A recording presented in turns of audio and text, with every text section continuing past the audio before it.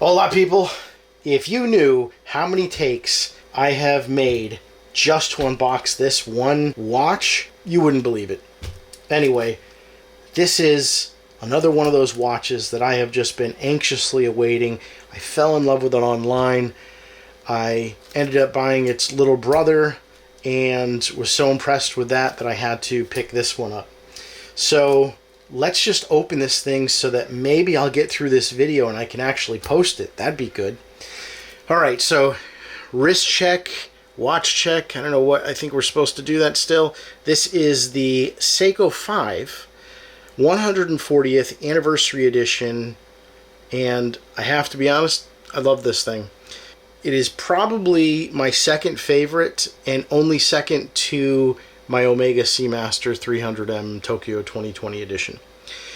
There's something about the dial and the polish and the white and the blue that, I don't know, it just feels gorgeous in my opinion. So if you saw the video for this, you saw that this was a rather complex watch to get. I couldn't find anybody in the States that had it, and I wasn't sure if it was because they had just run out, since this is a limited production, or if they were ever even going to be able to sell it. I just had a lot of excuses coming my way as to why people either didn't have it or couldn't get it or couldn't sell it online or whatever. And so I ended up reaching out to a company in the UK, Hillier Jewelers, that did have it. And from what I had found on the Seiko Watches forum, they were somebody that was very respected in the community. And so I ended up buying from them. Very happy I did. Great experience, great company, great watch. There's nothing negative that I could even think of saying.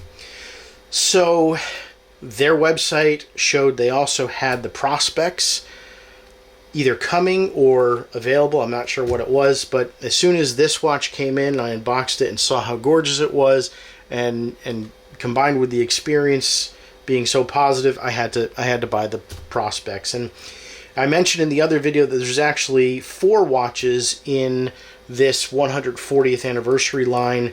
There's the Seiko 5, the Prospex, the Astron, and the Presage. Anyway, I will probably end up grabbing the other 2 as well, just because my gut tells me this is going to be just as gorgeous as the Seiko 5. So anyway, let me shut up and open this bad boy.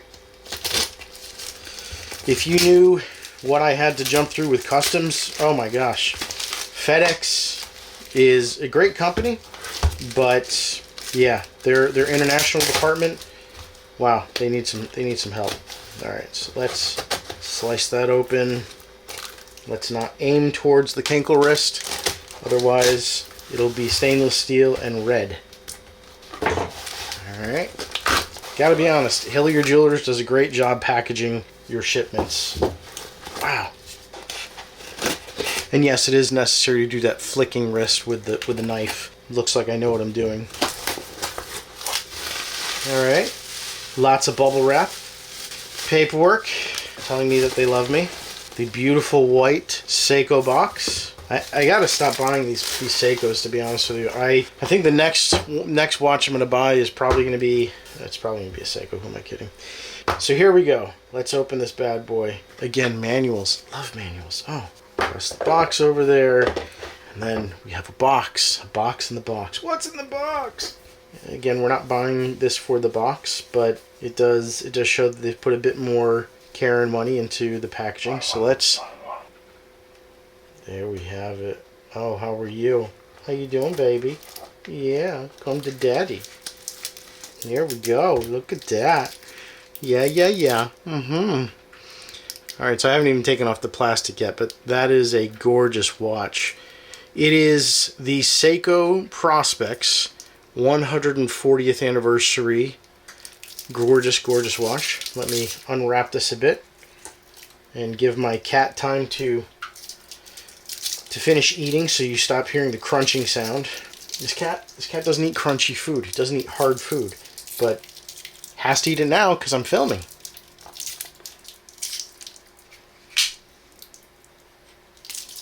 You like that sound? I don't. Oh my gosh. I bet Seiko employs one guy that just finds ways to wrap these things in the most annoying possible manner. We're getting closer. There's the back. Alright, so let's give this a look. Get rid of the Seiko 5 and toss on the new Prospex on the cankle wrist. Alright, so there we have it. It is the Seiko Prospex 5 140th Anniversary Edition, Limited Edition. So let's talk about this. This is automatic movement. It is the 6R35 inside. They're making a total of 6,000 of these pieces. It has a stainless steel case, stainless steel bracelet, case width 42 millimeters, case depth 12 millimeters, actually a bit thinner than the other Prospex models, silver dial, sapphire crystal glass, date window, very tiny date window, but date window, water resistant up to 200 meters, 2-year manufacturer guarantee. And again, it says it comes with a Seiko presentation box, but I don't know who would present this in cardboard. So a couple, since we have the Seiko 5 here, let's compare the two just to see what the major differences are. So I'm not sure what the specs are on the watch, but on the two dimensions, but very similar in style. The bezel on the Seiko 5 seems to be more of a matte finish and causes the blue to stand out a bit more. The bezel on the Prospex is a bit darker, and so it almost seems dark to the point where it's black, but when the light catches it just right, you can see that it is blue. The Seiko 5 has the day-date complication. The Prospex is date only. There's those annoying dogs again. The dimensions, so if we look at this, the body of the Prospex obviously a bit taller, but other than that, it's a very similar shape.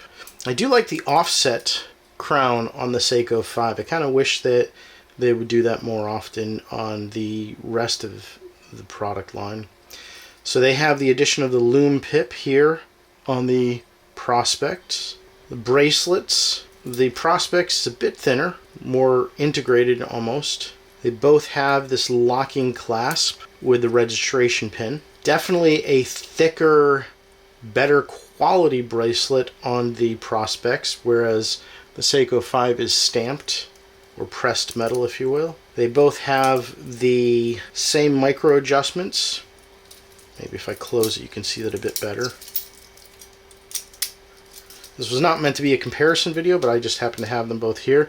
So they both have the same style micro adjustments for the diver bracelet. I had mentioned it when I unboxed the Seiko 5 that I wish the micro adjustment had a quick release on the back. It does not. I don't know who does that. I know the first time I saw it firsthand was on the Omega, and believe it or not, I often find myself while I'm wearing the Omega, reaching in and either loosening or tightening it. Not a great deal, but just enough to account for the cankle wrist growing or shrinking over the day, I guess. I don't know. But I definitely like it. So I wasn't really complaining. It was more of an observation when I unboxed the Seiko 5. But I have gone in and adjusted the Seiko 5. Just, what was it, 1 pin, 2 pins? And it was very easy, very spring-loaded. You basically just pop a pin in there, or push pin. I think I used a SIM eject tool from a cell phone, and it worked. It worked perfectly. So on the bracelet, we have a retention clasp here, or security clasp for the bracelet. We have this spring mechanism here, which I guess I now understand what it does. So these two pushers, or these two springs, operate a mouth which the registration pin fits into. Ah, that's what that does. Okay, I'm picking up what you're laying down. Gotcha. That's interesting. I just noticed something else. What is this? What is that? Oh, yeah, baby. Alright, so something I just noticed. Let me take the rest of the plastic off here. So I'm sitting here talking about micro adjustments. I guess it's kind of good that we're doing this close-up look. So one of the things the Prospex does add is that little bad boy. that right there is a diver's extension. So essentially on the Prospex, we already talked about the micro adjustment, which is a wonderful thing. But underneath where the clasp side is, they have this. Open that, get it out of the way. You essentially flip this little piece down, I think. There we go. So we've now flipped that down, and there's a hook that comes off. So yeah, that's awesome. So let me do it again and see if I can actually get it in focus this time. How do we get the hook? Alright, so let's see if I can do this, because this is the first watch I've actually had that has one. So we have the watch here. We have it in a closed position. Flip open the bracelet, so we have that. Underneath the bracelet is this latch, if you will. So we put our finger underneath the latch. We have it here. There's that little, maybe if I do it from underneath you can see it. So you have this little latch. Just flip that over. That has a hook mechanism on the face that releases. So now you've essentially extended it further to get it over a dive suit. The watch will still close, but now you have this extension open, so you have a couple more, about an inch more room. When you want to close it back up, let's say it's open. To close it back up, there's that hook.